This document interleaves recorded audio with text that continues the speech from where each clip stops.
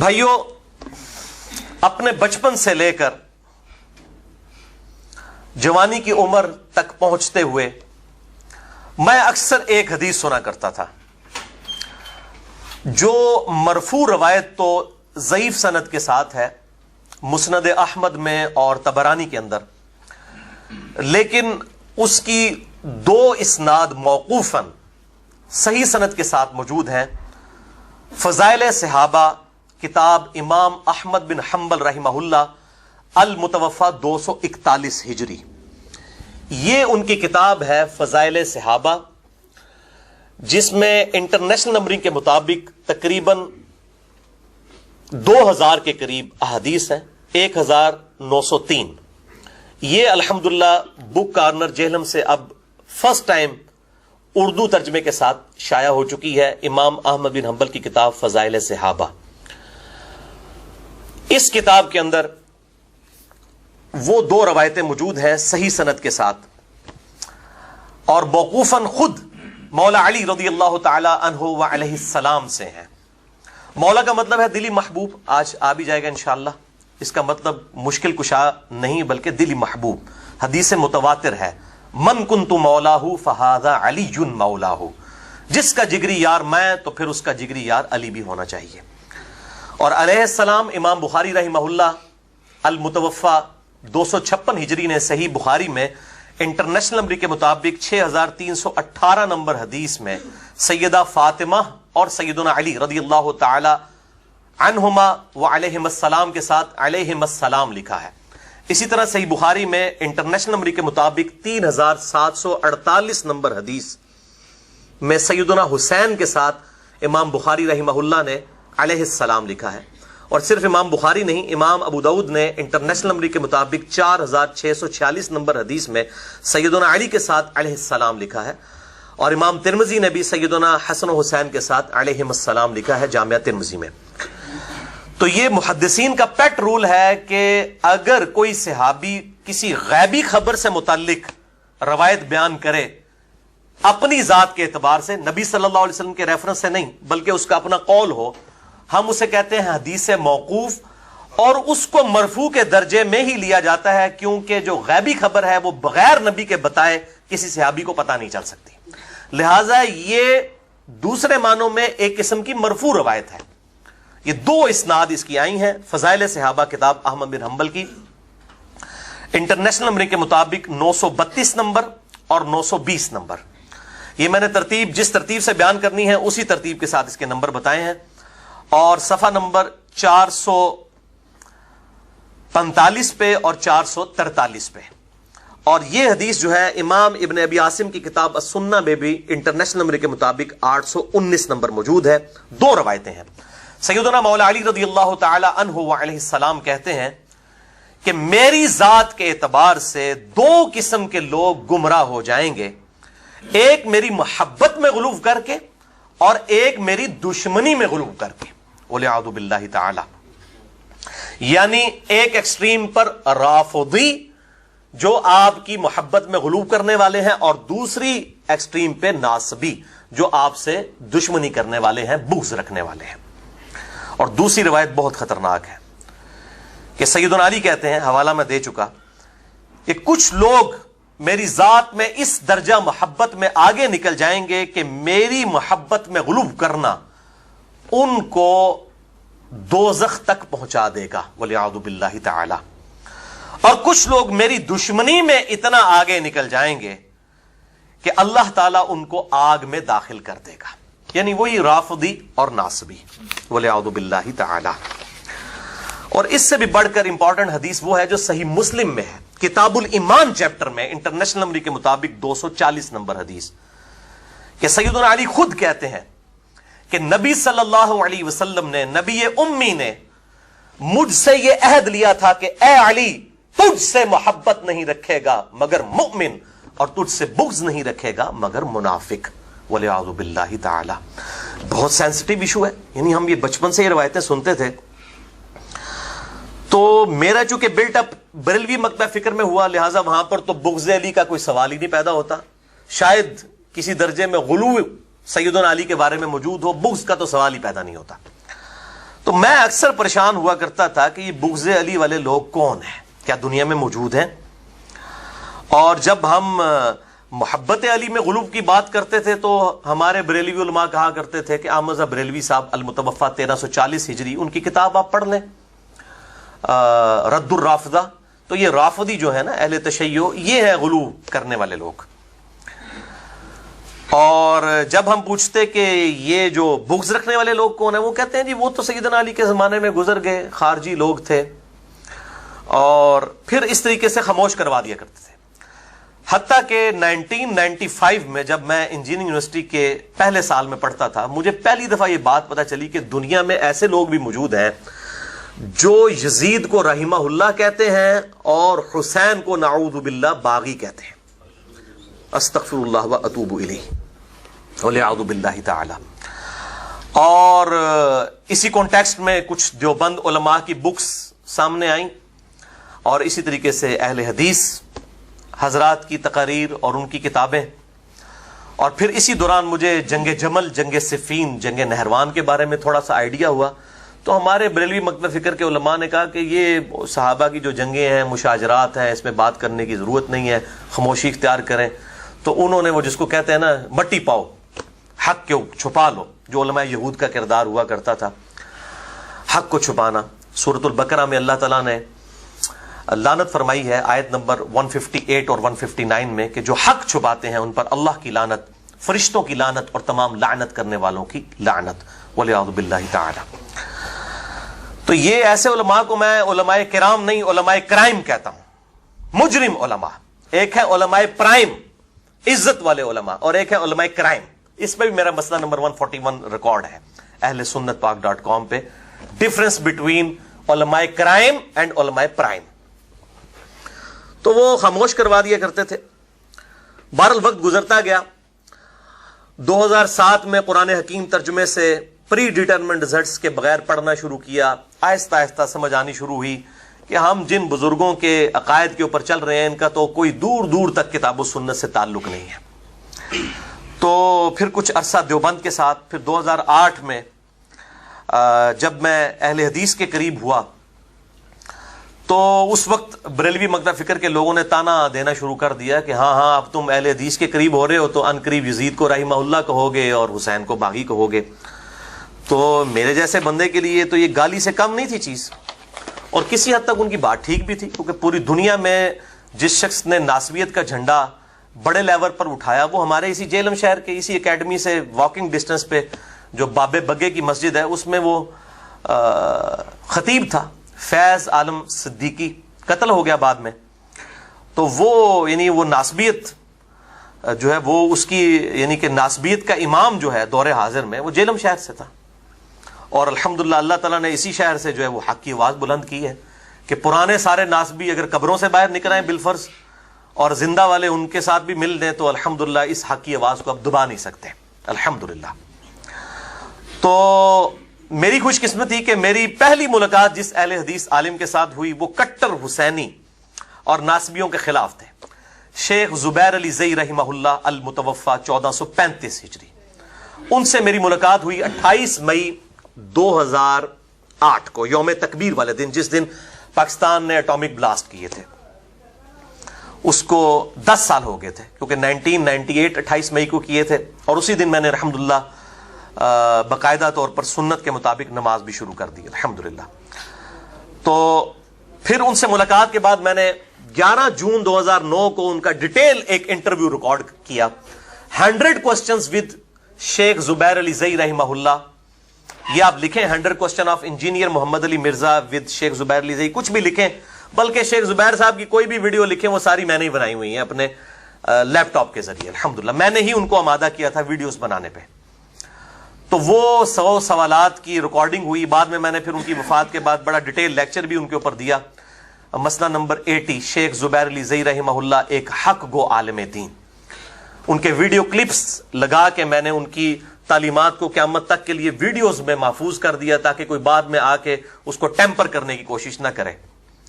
اور میں کہتا ہوں پرانے بزرگوں کی باتیں تو آپ کو 10 اقوال ملیں گے تو فیصلہ کرنا مشکل ہو جاتا ہے کہ احمد بن حنبل نے پہلے کیا کہا تھا اور بعد میں کیا کہا تھا. تو وہ ناسبی کہتے ہیں یہ ان کے بعد کا کول ہے، ہم کہتے ہیں نہیں یہ پہلے کا کول ہے، یہ بعد کا کول ہے. لیکن الحمدللہ یہ ویڈیوز کی برکت اور اس پہ ڈیٹس کی ریکارڈنگ کے بعد اب یہ مسئلہ ختم ہو گیا.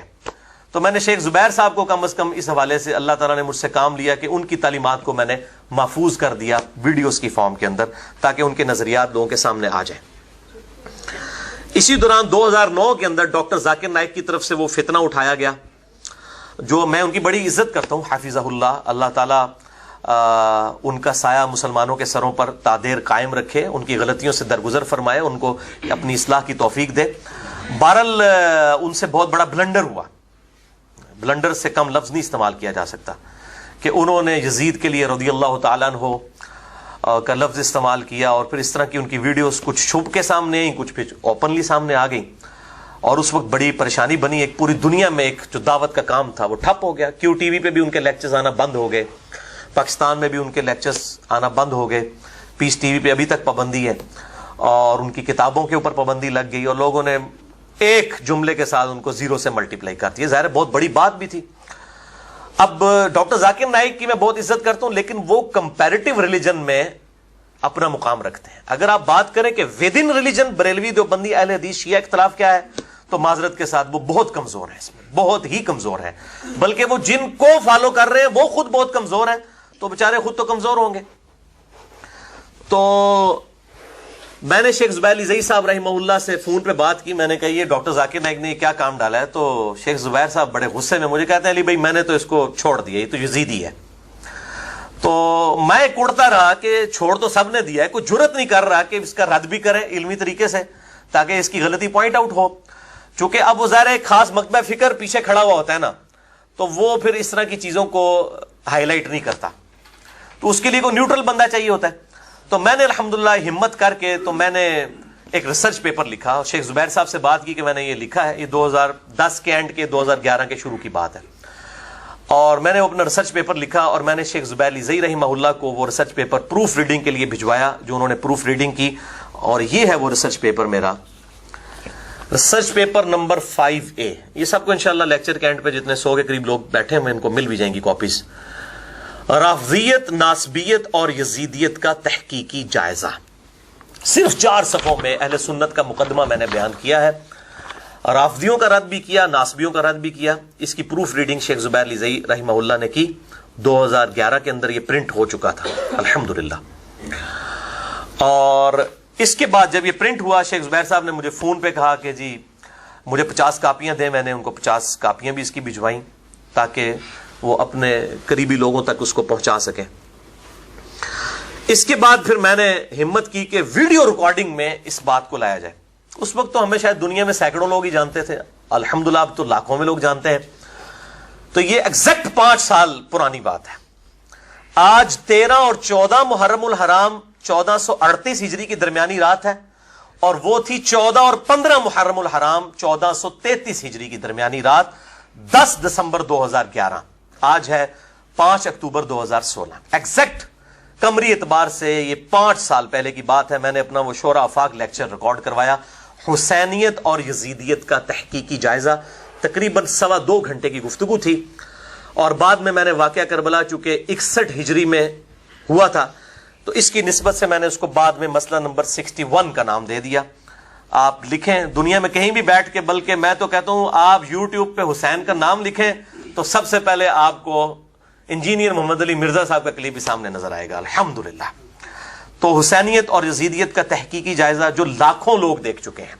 یہ میں مبالغہ آرائی کے ساتھ بات نہیں کر رہا، یعنی نیٹ پہ کئی لوگوں نے اپلوڈ کیا، اس کے علاوہ یہ الحمدللہ سوشل میڈیا کا جو طوفان ہے اس کے ذریعے پوری دنیا تک یہ بات پہنچی. اکثریت لوگوں نے، بریلوی، دیوبندی، اہل حدیث، شیعہ، سب نے پسند کیا، سوائے وہ چند لوگ جن کے مفادات پہ زد پڑتی ہے. وہ ہمیشہ ایسے لوگ موجود ہوتے ہیں. وہ لوگ تو انبیاء کی دعوت کو قبول نہیں کرتے، تو ہم تو پھر بھی انبیاء کے غلاموں کے غلاموں کے غلاموں کے قدموں کی خاک ہیں. اچھا، اب میں تو اپنے بھول پن میں یزید کو ہی لے کے چل رہا تھا، یعنی مجھے تو پتہ ہی نہیں تھا کہ اصل مسئلہ تو یزید ہے ہی نہیں ہے. اصل مسئلہ تو ملوکیت ہے. یہ تو پتہ ہی نہیں تھا کہ اس کو ڈیپ ڈگ کریں گے تو اصل چیز سامنے کیا آئے گی، اصل بنیاد کیا ہے وہ تو مجھے پتہ ہی نہیں. لیکن واللہ خیر الماکرین، یعنی مجھے دھکا دے دیا کسی نے اسی معاملے میں کہ نہیں جی نہیں، آپ تو جو ہے وہ حضرت معاویہ بن ابی سفیان رضی اللہ تعالیٰ عنہ کے فیصلے کو چیلنج کر رہے ہیں یزید والے. تو میں نے بھی ایک دفعہ سوچنا شروع کیا، میں نے کہا یہ انہوں نے اس امت کے اوپر یہ تحفہ مسلط کیا. تو بس یہاں سے میری تحقیق مزید شروع ہو گئی، ڈیپ کرنا. واللہ خیر الماکرین، اللہ کی خفیہ تدبیر. اللہ تعالیٰ شر میں سے خیر اور خیر میں سے شر نکالتا ہے. تو یہ شر جو تھا میرے خلاف، یہ میرے لیے خیر کا سبب بنا.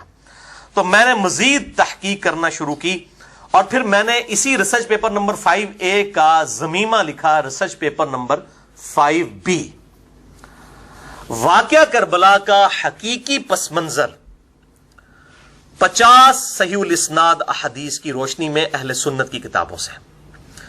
کیونکہ ظاہر ہے کہ وہ جب بیچ میں معاملہ بگڑنا شروع ہوا، مجھے مجبوراً یہ لکھنا پڑا. یعنی مجھے تو دھکا دیا گیا اس مسئلے میں، اللہ کی قسم میری تحقیق ہی نہیں تھی ان چیزوں پہ.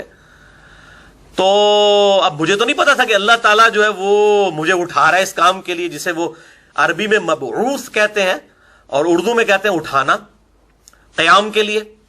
تو میں نے یہ ریسرچ پیپر پھر الحمدللہ لکھا، اور جب یہ ریسرچ پیپر لکھا تو پھر ایک اور مسئلہ کھڑا ہو گیا. وہ مسئلہ یہ کھڑا ہوا کہ مجھے لوگوں نے تانا دینا شروع کر دیا، آپ فکر مودودی کو پھیلا رہے ہیں. اچھا، میں جانتا ہی نہیں تھا کہ مودودی صاحب نے بھی کوئی کتاب لکھی ہوئی ہے خلافت و ملوکیت. کوئی ایٹم بم انہوں نے پھینکا ہوا ہے اس دنیا کے اوپر علمی ناسبیت کے سر پہ. تو جون 2012 میں، یعنی یہ لیکچر ریکارڈ ہوا ہے 10 دسمبر 2011 کو، مسئلہ 61. اس کے 6 مہینے کے بعد میں نے خلافت و ملوکیت پڑھی، کتاب مولانا مودودی رحمہ اللہ کی، المتوفى 1979 عیسوی. تو مجھے بڑا حوصلہ ہوا کہ میں نے یہ جو احادیث جمع کی ہیں یہ تو بالکل فٹ اینڈ بیٹھ رہی ہے وہ چیز. جیسے وہ لیپلاس نے اور نیوٹن نے 2 مختلف جگہوں پہ بیٹھ کے انٹیگریشن دریافت کی تھی نا، بعد میں انہوں نے اپنے رزلٹ میچ کیے تو ایک جیسے نکلے. تو یہ وہی والا معاملہ ہوا. تو پھر میں نے الحمدللہ ہمت کر کے آج سے 2 سال قبل 8 محرم الحرام 1436 ہجری کو، 2 نومبر 2014 کو اپنا علمی ایٹم بم لیکچر ریکارڈ کروا دیا. یعنی کہ وہ آپ سمجھیں کہ ایٹم بم جب گرتا ہے تو اس کے بعد جنگ ختم ہو جاتی ہے، آپ کو پتا ہے. اور وہ لیکچر تھا مسئلہ نمبر 101، خلافت و ملوکیت صحیح مسئلہ خروج اور فکر حسین حق پرستی کی علامت ہے. اور یہ ریکارڈنگ وزیر آباد کے پاس، یہاں سے تقریباً سمجھ لیں 1.5-2 گھنٹے کی ڈرائیو تھی، ایک گاؤں میں ہوئی. اور وہ گاؤں ایسا تھا کہ اس گاؤں میں صرف 2 مسجدیں تھیں، ایک اہل سنت کی اور ایک اہل تشیع کی. اور اہل سنت میں بھی اہل حدیث کی مسجد سیدنا عمر فاروق رضی اللہ تعالیٰ عنہ وعلیہ السلام مسجد کا نام. اور اس مسجد کے جو ہیڈ تھے وہ وہاں کے سنیوں کے لیڈر تھے، اور جو اہل تشیع کی مسجد کے جو ہیڈ تھے وہ انہی کے بڑے بھائی تھے، وہاں پر شیعہ کے ہیڈ تھے، دونوں بھائی. اور ہم نے باقاعدہ پھر اس کی یہ تاریخ طے کی کہ ان کی ایکٹیویٹیز سے نہ ٹکرائے، عصر سے لے کر مغرب تک. پھر مغرب کے بعد بھی وہ لیکچر تقریباً 2.5-2.5 گھنٹے کا لیکچر ریکارڈ ہوا. اور اس میں ہم نے سب کو دعوت دی ہوئی تھی، اہل سنت کہلوانے والے تینوں گروہ، بریلوی، دیوبندی اور سلفی، یعنی اہل حدیث اور اہل تشیع بھی موجود تھے، تقریباً 300 سے لے کے 500 تک. اور ان کے علماء بھی موجود تھے. اور میں نے کہا میں یہاں پہ بیٹھا ہوں، بات مکمل سنیں، اس کے بعد جس نے سوال کرنا ہے انشاءاللہ جواب ملے گا. سوال و جواب پھر ریکارڈ ہی نہیں ہوئے، کیونکہ انہوں نے کہا جی اب سوال تو پوچھنے کی گنجائش ہی کوئی نہیں رہی ہے، بالکل کھول کے مقدمہ بیان کر دیا ہے، نہ شیعہ کا لحاظ کیا نہ سنیوں کا. اور میں نے شروع میں معذرت بھی کر لی تھی کہ برا لگے گا، لیکن اس کو برداشت کرنا ہے اور ہضم کرنا ہے. تو یہ مسئلہ 101 جو ہے یہ رافضیت اور ناسبیت کے ایوانوں میں ایک زلزلہ تھا. اور الحمدللہ اس کے بعد ظاہر ہے کہ مزید لوگ مخالفین سامنے آئے. یعنی جنوری 2015 تک ہمارے فیس بک کے فالوورز تقریباً 5000 سے بھی کم تھے، جنوری 2015. اور آج 2016 اکتوبر ہے، الحمدللہ 35,000 سے زیادہ فالوورز ہیں فیس بک پہ. اور یہ وہ جعلی فالوورز نہیں ہیں جو پیسے دے کے فالوورز بنا لیتے ہیں، یہ وہ بھی ایک طریقہ ہوتا ہے نا. وہ تو ہم جو ہے الحمدللہ اپنی جیب سے خرچ کرنے ہیں، ہم نے کون سا چندہ مسجد کے لیے مانگنا ہے، تو ہم بھی یہ بنا لیں. یہ اوریجنل والے فالوورز. اور یہ الحمدللہ پراپوگنڈے کی برکت. بہرحال پھر میں نے 1 سال تک صبر کیا, 2014 سے لے کے 2015 تک. 2015 اگست میں پھر میں نے اپنے دفاع کے اوپر ایک لیکچر ریکارڈ کروا دیا تاکہ مرتے دم تک کے لیے یہ چیپٹر کلوز ہو جائے. اہل سنت اور اہل تشیع کے علماء کرائم کی طرف سے, مجرم علماء کی طرف سے جو مجھ پہ جھوٹے الزامات لگائے گئے, سچے ہوں تو ہم قبول کرنے کے لیے تیار ہیں. وہ 4 نشستوں میں میرے لیکچر ریکارڈ ہوئے, تقریباً 1.5 گھنٹے کی 4 نشستیں تھیں. اگست 2015 میں مسئلہ نمبر 124 A, B, C اور D, انجینئر محمد علی مرزا پر بعض علماء کی جانب سے لگائے گئے 10 جھوٹے الزامات کے علمی جوابات الحمدللہ اہل سنت پاک.com پہ آپ کو مل جائیں گے. اور پھر اس کے بعد لوگوں کی ڈیمانڈ تھی کہ جی آپ نے اتنی بتائی ہیں تو اپنا جو 5B ریسرچ پیپر ہے اس کو اپ ڈیٹ کریں, یہ 50 حدیثیں کم ہیں. پھر میں نے الحمدللہ ہمت کر کے, مہینے لگا کر کے یہ 5B کا فائنل ورژن نکال دیا. ریسرچ پیپر نمبر 5B, واقعہ کربلا کا حقیقی پس منظر 72 صحیح الاسناد احادیث کی روشنی میں. یہ 72 کا میں نے ٹائٹل بنایا شہدائے کربلا کی نسبت سے, ورنہ اس میں حدیثیں اس میں 50 تھیں, اس میں 150 میں نے روایتیں اہل سنت کی کتابوں سے ڈال دی الحمدللہ صحیح اسناد کے ساتھ. شیخ البانی, شیخ زبیر لزئی, شیخ ارنوت, شیخ غلام مصطفیٰ ظہیر اور باقی علماء کی جو تحکیم ہے اس کے ساتھ الحمدللہ. یہ آخری کیل تھا جو کہ رافضیت اور ناصبیت کے تابوت میں آخری کیل ٹھوکا گیا. ریسرچ پیپر نمبر 5B کا یہ ورژن, یہ میں نے میرے بھائیوں سب سے پہلے عربی میں لکھا, کیونکہ علماء کہتے ہیں جی عربی میں ہونا چاہیے. عربی میں لکھنے کا مطلب ہے انٹرنیشنل پمفلٹ ہو گیا.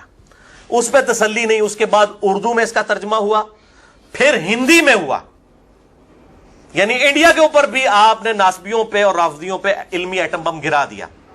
اس کے بعد پھر انگلش میں بھی 58 صفات کے اوپر اس کا ترجمہ 4 زبانوں میں ہو چکا ہے. اب کسی اور زبان میں ضرورت ہی نہیں ہے الحمدللہ. یہ 6.5 MB کی فائل اہل سنت پاک.com سے آپ اس کا PDF ڈاؤن لوڈ کر سکتے ہیں بڑی آسانی کے ساتھ, اور ہارڈ کاپیز بھی یہاں پر ہم الحمدللہ تقسیم کرتے ہیں. اور میں اپنے بھائیوں سے کہتا ہوں کسی سے جھگڑا کرنے کی ضرورت نہیں, چپ کر کے 5B ریسرچ پیپر دیں ان کو کہ یہ آپ 150 روایتیں پڑھیں, اس سے جو آپ رزلٹ نکالتے ہیں نا وہ آپ ہمیں بتا دیں. اور اس میں آپ نے جتنا زور لگانا ہے لگا دیں. 50% بخاری اور مسلم کی حدیثیں ہیں, ان کو تو نہیں ضعیف ثابت کر سکتے نا, پٹھے بھی لٹک جاؤ. ٹھیک ہے, منکرین حدیث بڑھنا پڑے گا تو ہمیں, یا صحیح اہل حدیث بڑھو گے تو یا منکرین حدیث بڑھو گے. تو بیچ میں سے چیزیں نہ کاٹی جائے, پورا مقدمہ ہے ایک, اس کو ایکسپٹ کیا جائے. اور میں اکثر الحمدللہ اس میں کہا کرتا ہوں کہ جیسے اللہ تعالیٰ نے مشرکین عرب سے خالد ابن ولید کو اٹھا کے رومن امپائر اور پرشین امپائر پہ دے مارا اور اس کے ٹکڑے ٹکڑے کر دیے, مجھے بھی اللہ تعالیٰ نے اس سب کانٹیننٹ انڈیا, پاکستان, بنگلہ دیش کی ایک گمراہی والے کلچر میں سے اٹھا کے ان رافضیوں اور ناسبیوں کے سر پہ دے مارا علمی طور پر الحمدللہ, اور حق لوگوں تک واضح کیا. ذالک فضل اللہ یؤتیہ من یشاء, یہ اللہ کا فضل ہے جسے عطا فرمائے الحمدللہ. یہ ریسرچ پیپر نمبر 5B, واقعہ کربلا کا حقیقی پس منظر 72 صحیح الاسناد احادیث کی روشنی میں, جس میں 150 روایتیں ہیں, ایک ایک نمبر کے اوپر کئی روایتیں ہیں. غدیر خم کا اس میں نمبر 33 ہے, اس میں نے 8 طریق جمع کیے ہیں, وہ آج میں انشاءاللہ بیان بھی کروں گا. اور اس کو پڑھنے کے بعد آپ کو سنی اور ٹنی کا فرق پتہ چل جائے گا. ایک ہے سنا کے سنی, میں کہتا ہوں وہ ہے ٹنی, نان بکش مسلمان. اور ایک ہے کتاب و سنت کے منج والا, جو بزرگ بابوں کے پیچھے نہیں چلتا بلکہ کتاب و سنت کے دلائل کے پیچھے چلتا ہے, وہ ہے صحیح سنی. ورنہ آپ روح افزا کی بوتل لیں, اس میں شراب ڈالیں, باہر روح افزا لکھا ہے, اندر چیک نہیں کریں گے یہ شراب ڈلی ہوئی ہے یا روح افزا ہی ہے یا جامع شیری ہے. تو اس طریقے سے اہل سنت لکھ لینے سے کوئی سنی تو نہیں بن جائے گا. آپ بریلویوں سے پوچھیں, دیوبندیوں سے پوچھیں, اہل حدیث سے پوچھیں, ایون قادیانیوں سے پوچھیں کہ جی شیعہ سنی جو تفریق ہے اس میں سے آپ کیا ہیں, وہ بھی کہیں گے ہم سنی ہیں. ٹھیک ہے نا جی, لیکن کیا سنی ہو جائیں گے, ٹنی ہی رہیں گے. تو سنی اور ٹنی کا فرق پتہ چلے.